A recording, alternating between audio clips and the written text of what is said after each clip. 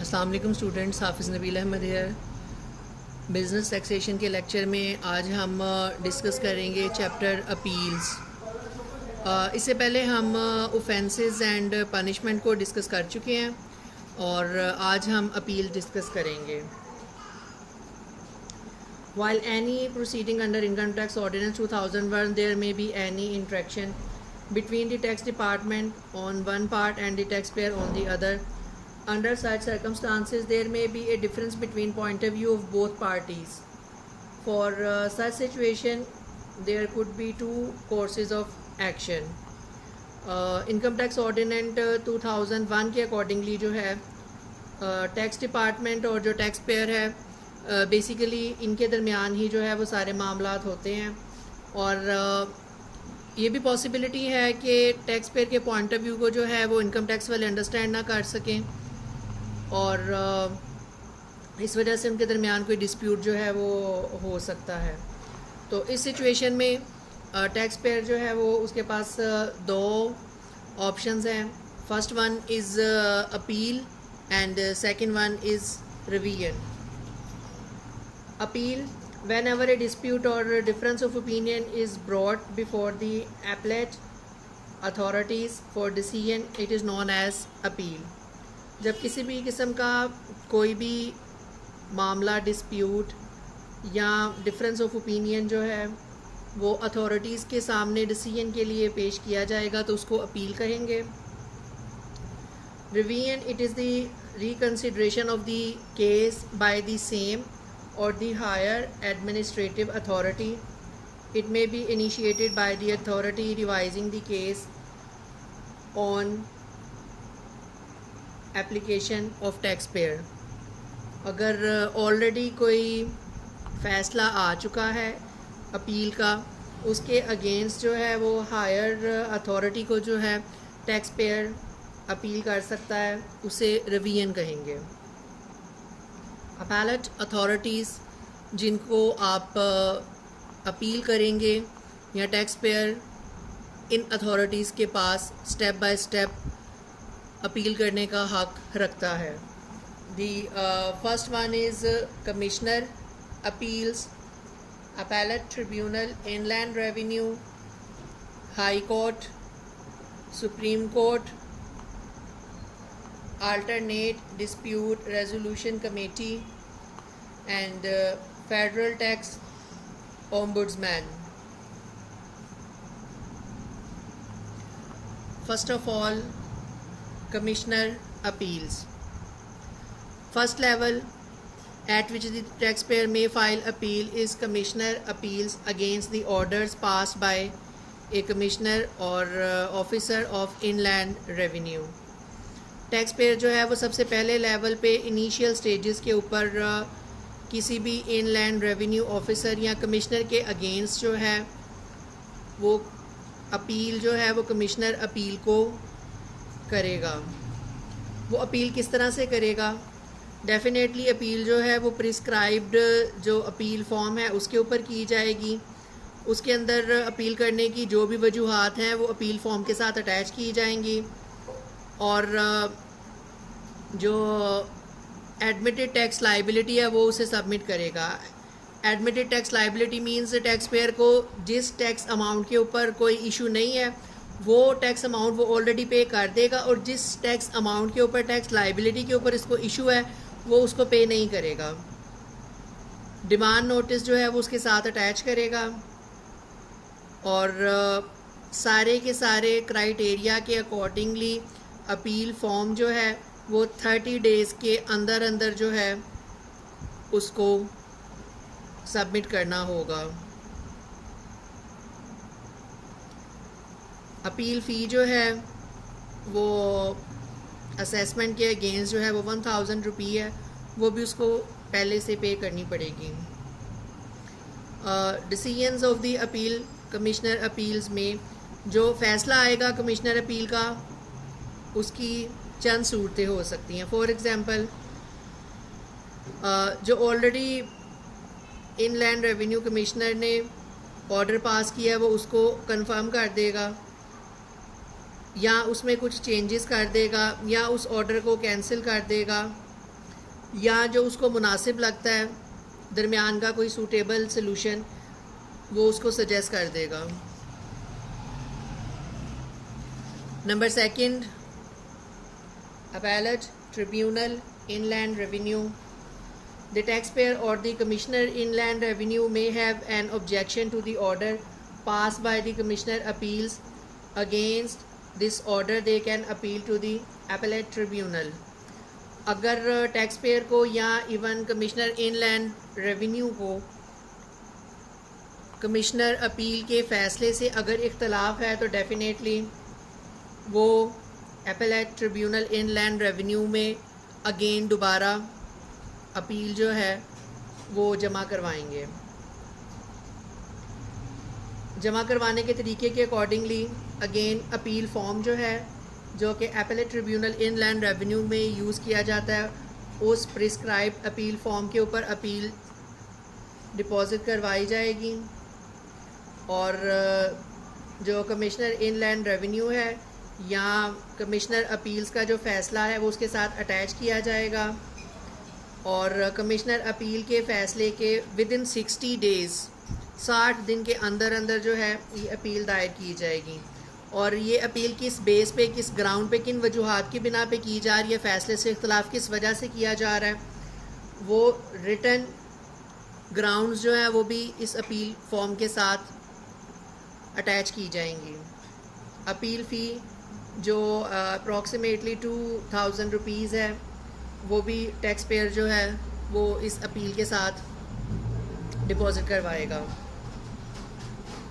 Decision of the appeal appellate tribunal में भी ये जो एपेलेट ट्रिब्यूनल इनलैंड रेवेन्यू है ये जो डिसीजन करेगा उस डिसीजन में ये जो कमिश्नर ने ऑर्डर पास किया उसको कंफर्म कर सकता है, उसको कैंसिल कर सकता है, जो टैक्स लाइबिलिटी या पेनल्टी टैक्स पेयर को चार्ज की गई है उसको कम कर सकता है, ज़्यादा कर सकता है, या टैक्स पेयर के ना आने पे या कमिश्नर इनलैंड रेवेन्यू के ना आने पे एक्स पार्टी डिसीजन जो है ये कोर्ट कर सकते हैं, इसके पास ये अथॉरिटी भी है। और अगर टैक्स पेयर जो है वो नहीं अपीयर होता एपेलेट ट्रिब्यूनल इनलैंड रेवेन्यू के सामने तो डेफिनेटली उसका जो है वो रिमांड इशू किया जा सकता है और उसको जेल भी भिजवाया जा सकता है। और इन सब के अलावा और कोई फर्दर सूटेबल डिसीजन जो एपेलेट ट्रिब्यूनल इनलैंड रेवेन्यू को सूटेबल लगे वो ऑर्डर भी कर सकते हैं।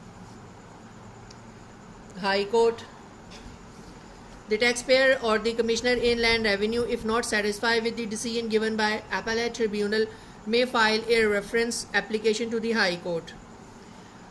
अगर कमिश्नर इनलैंड रेवेन्यू या appellate ट्रिब्यूनल या टैक्स पेयर कोई भी फ़ैसले से अग्री नहीं करता तो वो हाई कोर्ट में उस फैसले के अगेंस्ट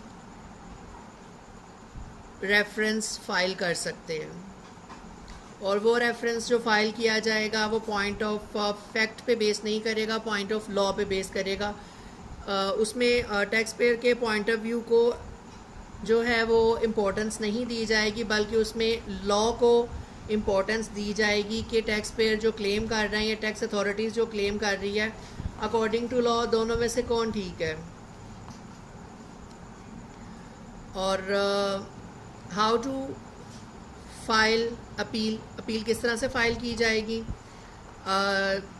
जिस अथॉरिटी के अगेंस्ट या जिस अथॉरिटी ने फ़ैसले से इख्तलाफ किया वो डिसअग्री है प्रीवियस फ़ैसले से तो उस फ़ैसले के विदिन 90 डेज़ जो है वो अपील फ़ी जो 100 रुपये है वो जमा करवाए और 90 डेज़ के अंदर अंदर वो अपील कर सकते हैं। हाई कोर्ट जो ऑर्डर देगा उसके अकॉर्डिंगली लॉ के अकॉर्डिंगली वो इसको जज करेगा कि लॉ जो है वो इस बारे में क्या कहता है और किन ग्राउंड के ऊपर वो जजमेंट बेस करती है वो उसको भी कंफर्म करेंगे, वेरीफाई करेंगे, अपने डिसीजन में अपने फ़ैसले में नोट डाउन करेंगे। सुप्रीम कोर्ट, ऑल्थो के इनकम टैक्स ऑर्डिनेंस 2001 में सुप्रीम कोर्ट से रिगार्डिंग कोई भी जो है वो क्लॉज मौजूद नहीं है, लेकिन according to the constitution of Pakistan supreme court जो है वो अल्टीमेट अथॉरिटी है किसी भी इंस्टीट्यूट के फ़ैसले को चैलेंज करने के लिए। तो इस सूरत में अगर टैक्स पेयर जो है या प्रीवियस अथॉरिटीज़ जो हैं, for example commissioner appeal, commissioner inland revenue या appellate tribunal inland revenue,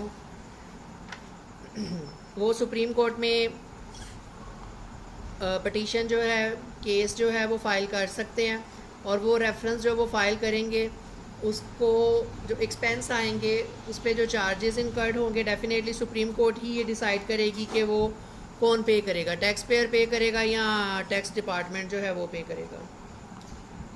alternate dispute resolution,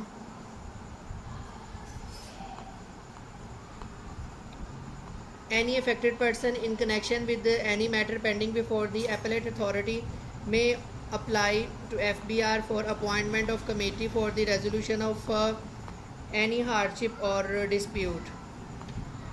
कोई भी मुतासरा शख्स जो इस चीज़ का दावा कर रहे हैं कि जी मेरे साथ टैक्स हुकाम जो है वो नाइंसाफ़ी कर रहे हैं, ज़्यादती कर रहे हैं या कानून के ख़िलाफ़ जाके मुझ पे ज़्यादा टैक्स लाइबिलिटी जो है वो चार्ज की जा रही है, तो सिंपली वो FBR को जो टैक्स रेगुलेटरी अथॉरिटी है उसको जो है वो एक एप्लीकेशन देगा कि मेरा जो पेंडिंग मेथड है उसमें आप एक कमेटी जो है वो अपॉइंट कर दें ताकि डिस्प्यूट जो है वो उसको रिज़ॉल्व किया जा सके। जो कमेटी है वो 3 पर्सनस पे मुश्तमिल हो सकती है, जिसमें से एक पर्सन जो है वो ऑफिसर इनलैंड रेवेन्यू होगा और बाकी जो 2 पर्सन है वो इनमें से कोई भी हो सकता है। For example 2 person from A panel comprise chartered accountant, कोई भी chartered accountant, cost and management accountant, advocate, income tax practitioner और रेप्यूटेबल टैक्स पेयर, बाकी 2 इनमें से कोई भी होंगे। कमेटी जो है वो केस को एग्जामिन करेगी और अपनी रिकमेंडेशन जो है वो बोर्ड को फॉरवर्ड कर देगी, लेकिन बोर्ड इस चीज़ के लिए बाउंड नहीं है कि कमेटी जो रिकमेंडेशन देगी बोर्ड उसके ऊपर अमल दरामद भी करेगा। और अगर बोर्ड ने कोई ऑर्डर पास कर दिया तो अब जो पर्सन जिसने अपील किया उसके पास 2 ऑप्शंस हैं।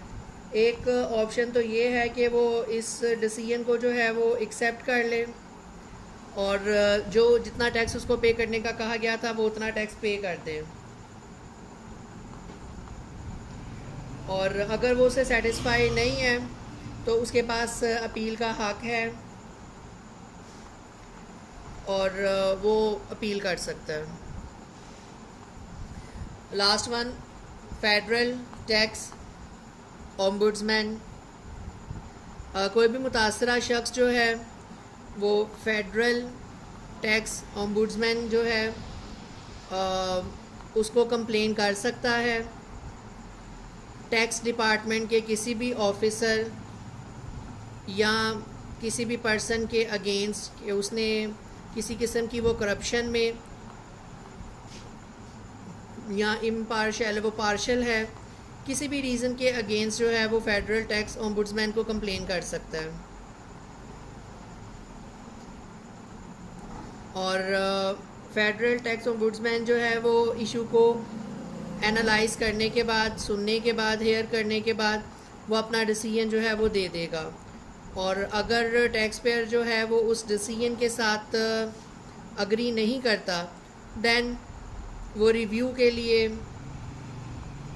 एक अपील जो है वो प्रेसिडेंट ऑफ पाकिस्तान को भेजेगा और ये उसका लास्ट फोरम है।